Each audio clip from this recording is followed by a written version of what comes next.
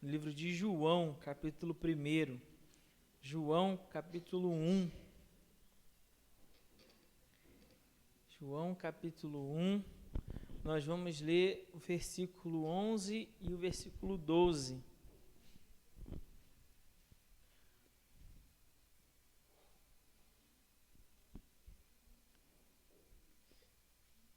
E vamos refletir nessa manhã sobre o Pai Celestial, amém?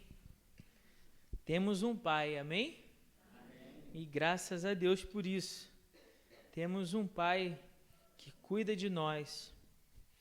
João capítulo 1, versículo 11, diz assim a palavra do Senhor: Ele veio para o que era seu, mas os seus não o receberam.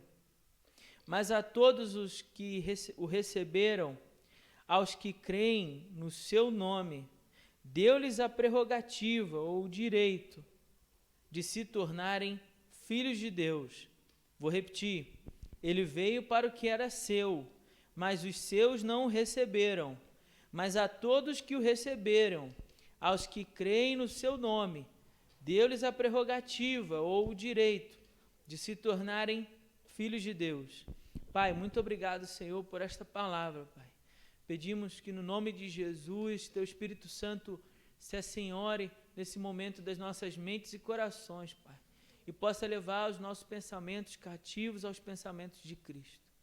E que por obra da ação do Teu Espírito Santo, possa iluminar a nossa mente e o nosso coração nessa manhã, ao entendimento da Tua palavra, Senhor. Que essa palavra possa penetrar nos nossos corações, ó Pai, no mais profundo da nossa alma, do nosso ser, e tocar em nós, Senhor, e produzir em nós frutos, Senhor, frutos para a vida eterna, Pai. Eu oro assim no nome de Jesus, amém. Os irmãos podem se assentar, mas mantenha, por favor, sua Bíblia aberta. Temos um Pai celestial. Eu sei que alguns de nós, infelizmente, nem todos nós, tivemos o privilégio de termos um pai humano com quem pudéssemos passar os nossos dias na infância, na adolescência. Nem todos nós tivemos a presença de um pai humano, de carne e osso, que pudesse nos ensinar, nos corrigir, pudesse nos amar, pudesse dar o beijinho que sara quando a gente machuca, né? O beijo, né, do pai e da mãe. Ontem eu e a Vanessa estava sofrendo de noite, porque o beijo do pai e da mãe começou a não funcionar, né? Os irmãos são mais experientes na paternidade, sabem disso, né? Quando é criancinha menor, funciona fácil, né? O beijo tem um poder quase que milagroso, né? Cura quase que instantaneamente. O nosso começou a não funcionar, ou seja, está começando a ter uma consciência maior, e aí já o beijo não está suficiente. E momentos de desfrutar da alegria, do abraço, do carinho, do aconchego, do consolo, né? Quando a gente se machuca, enfim, até mesmo da bronca, né? A gente tem saudade até da bronca, porque a bronca também, a gente pode, depois de um tempo, dizer, igual o salmista Davi, quando escreve o Salmo 119, que ele fala: foi-me bom ter sido afligido, porque agora eu guardo os teus estatutos, né? É aquela chinelada abençoada que você ganhou, amém? Era uma correia? Queira Deus que não era uma vara de goiabeira. mas você deve ter tido algum desses instrumentos tecnológicos de educação instantânea. Você deve ter algum desses, né? Você deve ter tido contato com algum desses, né? E glória a Deus por isso também, porque até na chinelada, na bronca, na correada ou na vara de goiabeira, não sei, seja lá o que for, né? Na correia dentada, fica aqui uma piadinha interna lá de casa, você teve uma instrução abençoada naquele dia, que talvez até tenha salvado a sua vida e você nem sabe, né? Porque te livrou talvez do mau caminho ou de um caminho tortuoso. Mas me alegra em saber que, a despeito de talvez não ter tido isso para alguns de nós, talvez nem todos nós tivemos esse privilégio na primeira infância, na adolescência, né? Todos nós descobrimos em Cristo que temos um Pai celestial, que temos um Deus que se revela na figura paterna do nosso Pai. O texto diz exatamente isso. O texto diz que Cristo veio para aqueles que eram seus por direito, para a descendência de Abraão. É isso que o texto está dizendo, para o povo de Israel. Jesus veio imediatamente aos filhos. Ele explica isso para a mulher cananeia quando ele diz: não é lícito tirar o pão dos filhos e dar para os cachorrinhos. Dizem: olha, você até tem um papel bacana na casa, aquele cachorrinho que todo mundo gosta de ter perto, mas não é lícito tirar o pão de quem é filho. Eu vim para dar o pão para quem é filho. Só que quando Cristo vem, o seu povo, o povo de Israel, as autoridades dos sacerdotes, dos escribas, dos fariseus, o rejeitam. Não reconhecem como Cristo, não reconhecem como o escolhido, aquele que deveria vir para redimir Israel dos seus pecados. Então, embora ele tenha vindo para os seus, a palavra diz que os seus não receberam, o rejeitam, o renegam. A Bíblia também vai dizer em Gálatas 3,7 que os da fé é que são os verdadeiros filhos de Abraão, ou seja, o verdadeiro povo de Deus, os verdadeiros filhos de Abraão, os filhos de Deus pela fé, são aqueles que aceitaram Cristo como seu Senhor e Salvador, porque os filhos naturais de Abraão não reconheceram, o rejeitaram. Então nós que somos os filhos na fé de Abraão, porque reconhecemos em Cristo o nosso Senhor e o nosso Salvador, agora temos a ação do Espírito Santo de Deus sobre nós, sobre a nossa consciência, sobre as nossas emoções, que nos manifesta que temos um Pai. O Espírito de Deus que agora vive dentro de nós, que clama ao Pai: Abba, Pai, papai, paizinho, Pai querido, Pai de amor.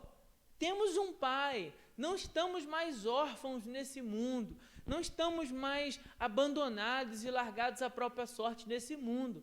Temos em Deus essa figura paterna, que nos ama, que nos ensina, que nos corrige, como nós brincamos aqui, que cuida de nós em todos os aspectos da nossa vida, e que deseja que nós, os seus filhos, venhamos a aprender os seus caminhos, os seus passos, venhamos a seguir os seus passos. Então, a mensagem do Evangelho é uma mensagem de amor para nós, de que mesmo aqueles dentre nós que se sentem órfãos, por talvez não terem tido a oportunidade de ter um pai presente, humano, de carne e osso, com quem pudesse desenvolver a relação, ou até mesmo tinha um pai de carne e osso, mas que não foi presente, a mensagem do Evangelho é uma mensagem de que você não está mais órfão, de que você tem um pai, e de que talvez mesmo que o seu pai humano tenha falhado em algum momento com você, e não tenha cumprido o papel respectivo de todo pai para com você, você tem um Pai celestial que te ama, que cuida de você, que está disposto a te ensinar qual seja o caminho correto, que está disposto a cuidar de você em todos os momentos da sua vida e que jamais vai te abandonar. Essa é a mensagem do Evangelho. É por isso que em Isaías 49:15, o próprio Deus fala para nós o seguinte, que mesmo que uma mãe se esquecesse do filho que ainda amamenta, ou seja, aquele filho de colo recém-nascido que ainda está mamando, todavia o Senhor não se esqueceria de nós. Veja que amor o Pai declara para os seus filhos. Veja que amor o nosso Deus, que se coloca nessa função de Pai, derrama sobre nós e declara sobre nós, porque Deus se importa conosco. Entenda isso, você não está largado nesse mundo à sua própria sorte. Você não está sozinho, a não ser que você queira andar sozinho, a não ser que você decida e escolha andar sozinho. Mas você tem um Pai nos céus, um Pai junto a nós. Em Cristo Jesus, quando nós reconhecemos Cristo como nosso Senhor e Salvador, somos levados a, como Cristo, declarar: Pai nosso que estás no céu. Pai nosso que estás no céu.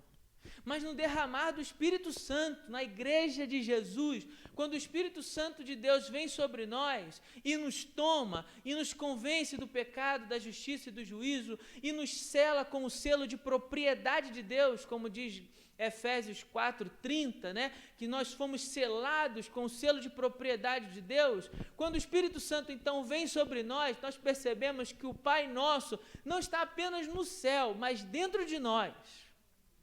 E agora nós clamamos: Pai Nosso que estás no céu e que vive em mim. Um Deus que mudou de endereço, porque me ama.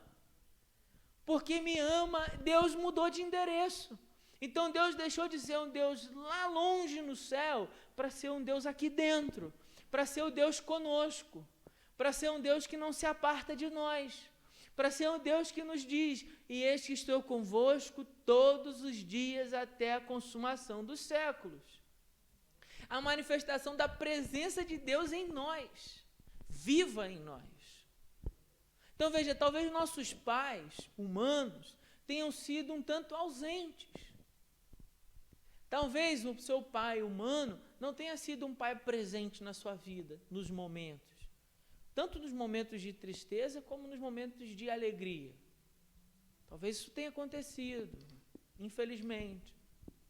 Mas veja, em Cristo Jesus, eu e você descobrimos a presença de um Pai permanente em todos os momentos, e um Pai com quem nós podemos contar, um Pai com quem você pode se aconselhar, um Pai com quem você pode desabafar, com quem você pode pedir conselho, pedir ajuda, pedir auxílio, pedir socorro, receber também uma chinelada, por que não, né? Quem nunca?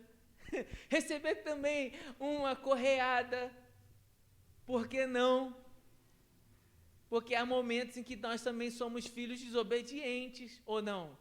Há momentos em que nós também somos filhos relapsos, e aí o pai vai lá e puxa, dá um puxãozinho de leve na orelha só para você, né, prestar atenção no que você está fazendo. Mas esse Pai presente em todos os momentos e em todos os aspectos da nossa vida. Deus, como nosso Pai, quer participar de todos os momentos e áreas da sua vida, porque Ele te ama e Ele quer cuidar de você. Essa é a mensagem do Evangelho.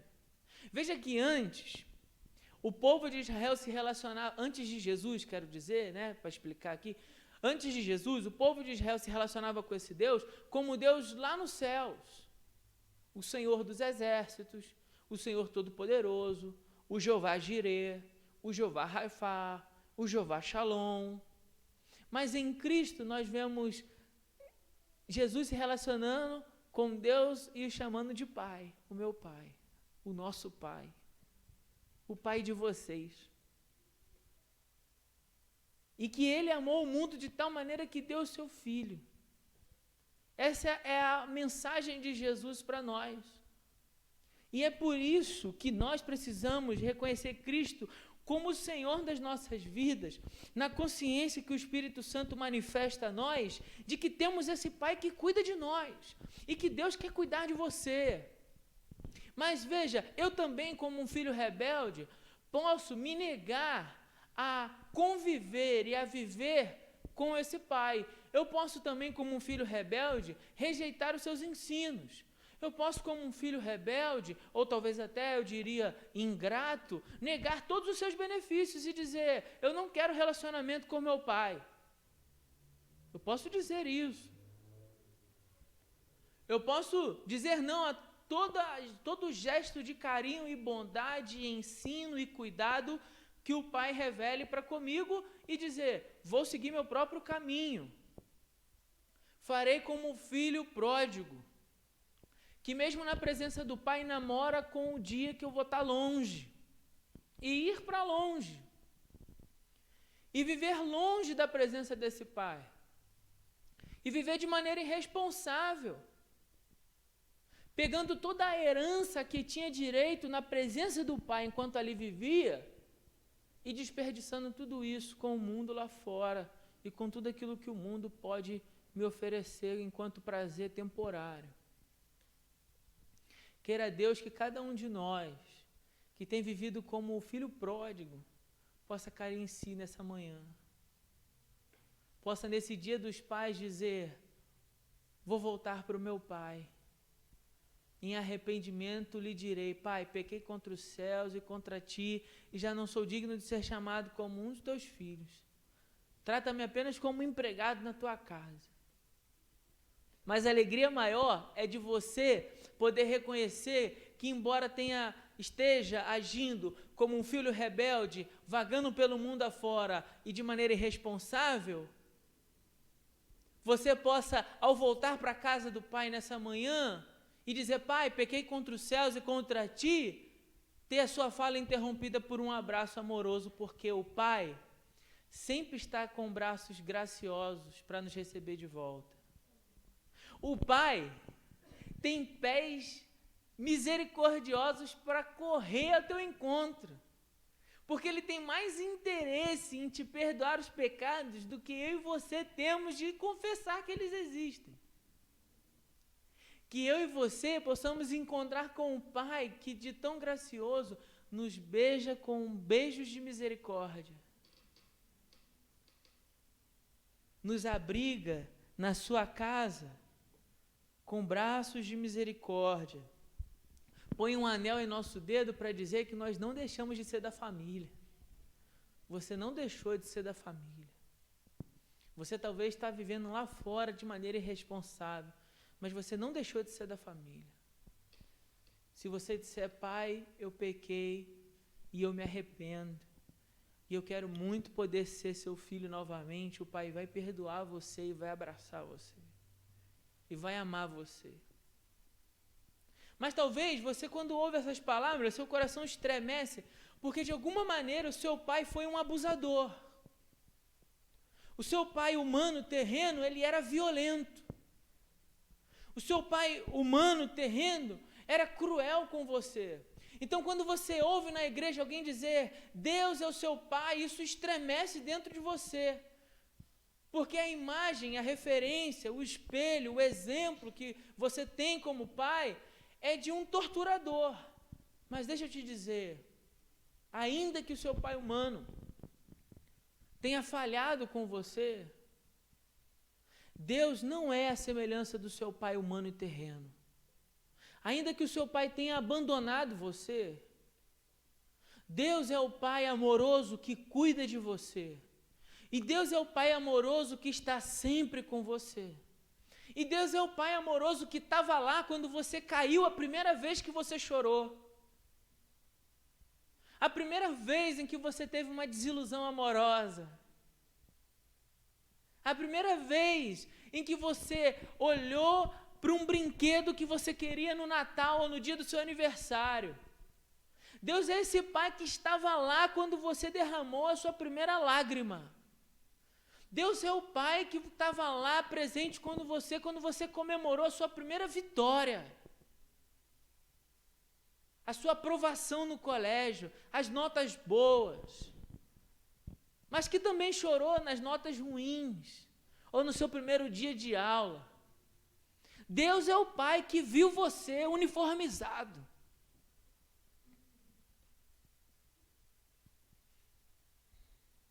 Deus é o pai que entrou com você no dia do seu casamento, ainda que você não tenha visto com os olhos humanos. Deus é esse pai que lamentou com você quando você não tinha recursos para prover o sustento na sua casa, ou quando você recebeu a notícia do seu desemprego.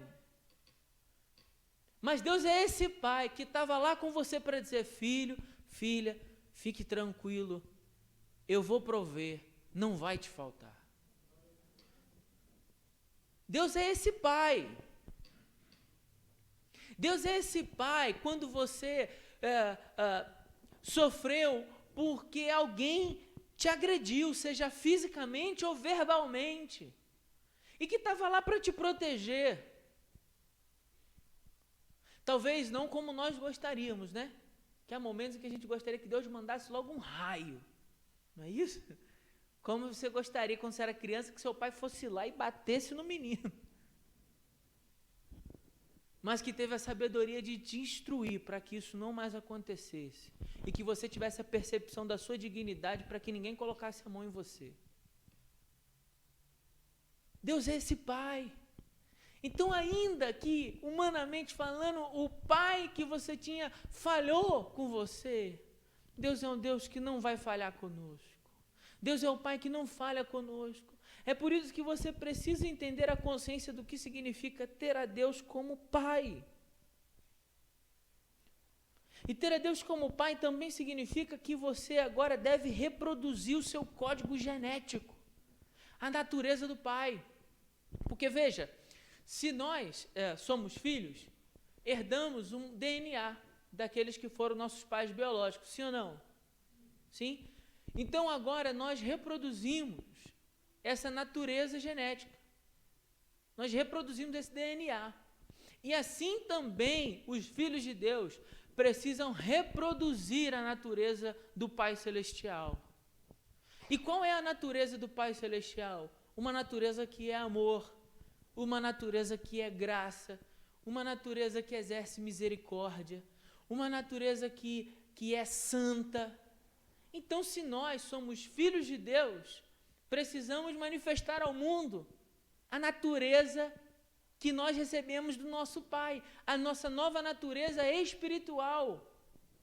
Porque o que é nascido da carne é carne, mas o que é nascido do Espírito é Espírito. Se recebemos uma nova natureza, uma natureza espiritual, precisamos manifestar ao mundo essa nova natureza, para que o mundo olhe para nós e veja em nós a natureza do Pai, que é amor, que é graça, que é misericórdia, que é justiça, que é santidade. E nisso, o mundo, observando em nós a natureza do Pai, glorifica ao Pai. Eu não sei, quando eu era criança, eu estava preparando essa mensagem e lembrei de algumas histórias muito engraçadas, mas eu vou encurtar porque a gente não tem muito tempo. A gente tem 4 minutos para as 11, mas deixa eu contar alguns episódios que eu lembrei. Eu lembrei que na minha rua, onde eu morava, no bairro onde eu morava, antigamente no Rio, quando muito calor no verão, criançada brincando de férias na escola, era comum as pessoas colocarem a cadeira assim na porta de casa. Para ficar conversando, batendo papo, colocava aquelas cadeiras, tipo cadeira de praia, e ficava conversando no portão, e a meninada brincando, jogando bola, soltando pipa, fazendo o que estivesse fazendo.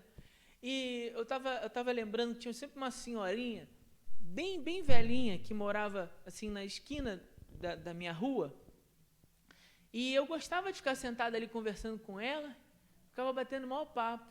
Acho que já era o chamado pastoral, sabe? Eu ficava lá sentado com ela o tempo todo. E a menina brincando. E eu lembro que ela só me chamava de Fernandinho. Fernandinho, que meu pai chama Fernando. Olha só. Fernandinho. Eu não sei como é que era, talvez no seu bairro, na sua rua, isso acontecia também. Mas, normalmente, eu lembro que os adultos se referiam às crianças como o filho de fulano. Quem é esse aí? O filho do fulano. O filho do Fernandinho, o filho do Paulo, o filho do Pedro, o filho do Augusto, o filho da Dona Maria. É o filho. O filho quase que não tem nome, né? E aí, se o filho estivesse fazendo alguma bobagem, eu lembro que era ordem, se alguma pessoa mais velha chegasse lá em casa fazendo reclamação de mim ou dos meus irmãos, a gente apanhava. Simples assim. Então, todo homem ou mulher mais velha era avô e vó para a gente, que tinha que respeitar, tinha que obedecer como se fosse vô e vó. E pensando nisso hoje como adulto, eu vejo o quanto o comportamento que nós tínhamos enquanto criança refletia em glória ou em vergonha para os nossos pais. Por quê? Porque se eu estivesse fazendo alguma bobagem, lá, o filho do Fernandinho. Ou se eu estivesse fazendo alguma coisa correta, as pessoas também olhariam e diriam, o filho do Fernandinho. Meu pai receberia honra ou vergonha por conta do meu comportamento. Trazendo para a vida cristã, a aplicação é simples, né? Muito fácil de entender.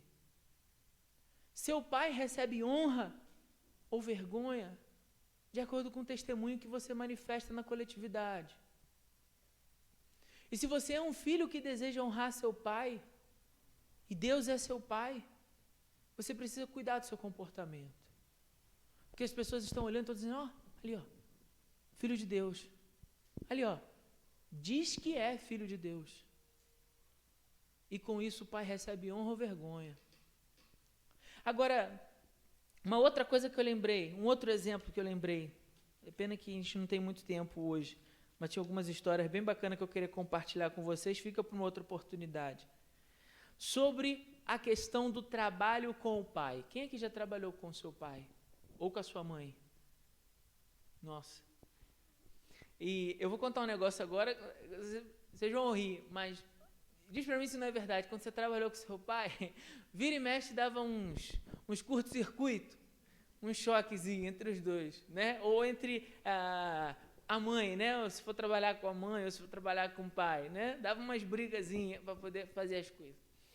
E eu estava lembrando de uma vez que fui trabalhar com meu pai e a gente brigou o final de semana inteiro. A gente estava pintando um apartamento e a gente brigou o final de semana inteiro. Misericórdia.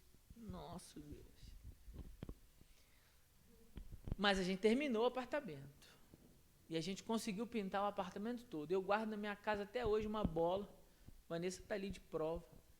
Uma bola que tem mais de 10 anos. Uma bola feita de fita. Que a gente tirou para poder fitar antes de pintar o apartamento. E eu guardo como lembrança daquele final de semana. Pastor, por que isso? Porque naquele final de semana, o ato de trabalhar com meu pai, veja, me ensinou alguns princípios que hoje eu uso para conduzir minha família. Como, por exemplo, de uma maneira bem fácil de entender, de que todo pai, todo homem, precisa zelar pelo sustento da sua família de maneira digna. De que a gente precisa trabalhar, desde que seja honesto, não tem vergonha nenhuma nisso. Eu estava novo de casado quando esse episódio aconteceu, eu já não era criança. E eu carrego isso comigo. Desde que o trabalho seja digno, o pai, o chefe da casa precisa zelar por fazer o melhor que ele puder para sustentar sua família. E também, claro, que serve para as mães aqui, né? E naquele dia, naquele final de semana, um princípio do meu pai pôde ser imprimido no meu caráter. Vou repetir essa palavra para você guardar isso aqui. Um princípio do meu pai foi impresso, como uma folha mesmo, uma imagem impressa num papel.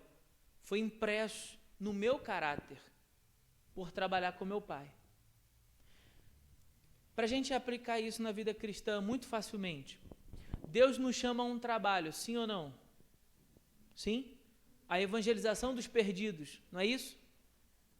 Agora, Deus poderia fazer esse trabalho sozinho, sim ou não? Pode falar com convicção, sim. Deus é todo poderoso, Ele pode fazer o que Ele quiser. E se Deus quisesse criar um outro meio para a evangelização dos perdidos, cá entre nós, Ele faria muito melhor, sim ou não?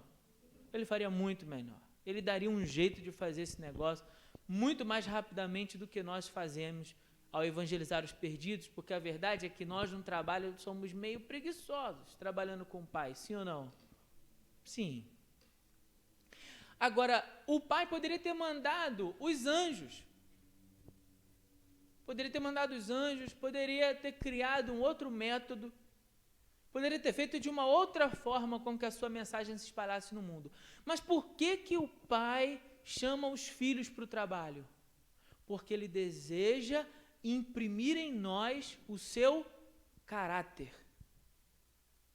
Quando o pai nos chama para trabalhar, isso é um privilégio, meu irmão. Quando o pai chama os seus filhos para trabalhar, entenda, o trabalho de Deus é um privilégio. Primeiro, isso significa que nós vamos passar tempo juntos. E aí, depois que você perde seu pai, você entende o que significa poder passar tempo junto. Segundo, quando nós trabalhamos juntos, o pai tem a oportunidade de transmitir para nós os seus valores. Filho, eu faço isso dessa forma, porque esse é o correto. É assim que a vida funciona. É assim que deve ser. Você devia agir dessa forma aqui, ó. Esse é o caminho certo. E aí Deus está nos chamando para trabalhar porque Ele deseja passar para nós os seus valores. Deus deseja que você aprenda a construir com as suas mãos e a ser participante do que Ele está construindo no mundo. Porque veja, o pai poderia fazer sozinho. Mas quando o pai chama os seus filhos, ele está dando o privilégio dos seus filhos de poder participar da obra que ele está realizando. Deus está realizando uma obra no mundo, a obra de salvação, que transcende povo, língua, nação, transcende o tempo. Deus está realizando essa obra, e Deus está chamando a mim e a você, que somos seus filhos, para participar dessa obra. Olha o tamanho desse privilégio. E às vezes a gente fica lamentando, achando que isso é demais, que é muita responsabilidade esse negócio de ir para a igreja e ter cargo e fazer as coisas na igreja, e é o pastor que está me perturbando para eu trabalhar na igreja. Não, querido, não é não. E se depender do pastor Felipe, com todo o respeito do mundo, eu não vou te perturbar não. Você já deve ter percebido isso. A gente tem 2 anos caminhando junto, eu não vou perturbar você para isso. Porque eu entendo que é um privilégio participar do trabalho. É um privilégio eu poder dizer que junto do meu pai estou construindo alguma coisa. Esses dias eu construí alguma coisa junto com meu pai. Como eu fiquei feliz, como isso alegrou meu coração. E eu fico pensando, quando a gente chegar na eternidade, como vai ser feliz a gente poder olhar e dizer assim, construímos isso juntos, eu e meu pai. Agora, para isso você precisa perceber que isso é um privilégio. Não é porque o pastor está te obrigando, ou está te perturbando, ou puxando a sua orelha para trabalhar, ou algum diácono, algum líder está tendo que te chamar para trabalhar, te insistir para você trabalhar. Tem que ser seu, tem que ser voluntário, tem que ser desejoso de você poder dizer, eu e meu pai plantamos esse negócio aqui. Eu e meu pai construímos esse negócio aqui juntos. Fizemos isso. E quando fazíamos, conversamos. E quando conversamos, eu aprendi uma lição que eu jamais me esqueci. Temos o privilégio de ter essa história, esses tipos de histórias com Deus. Então, que Deus te abençoe com essa palavra, que nesse dia você que é pai possa ter pego alguma coisa que eu falei aqui e aplica isso com seu filho, sua filha, independente da idade que ele tenha hoje, porque assim como o Pai Celestial nunca deixa de ser pai, nós também jamais vamos deixar de ser pai para os nossos filhos. Você que é mãe também, talvez esteja criando seu filho sozinho, chame Deus como pai e ensine para o seu filho que ele tem um pai no céu que jamais vai abandonar ele, que jamais vai deixar de cuidar dele, e que ele tem um pai no céu que ele pode sempre contar. Amém? Que Deus nos abençoe. Nós vamos cantar um hino antes de orar para encerrarmos o culto dessa manhã. Enquanto nós cantamos, você que separou o seu dízimo, a sua oferta, poderá trazer até o altar.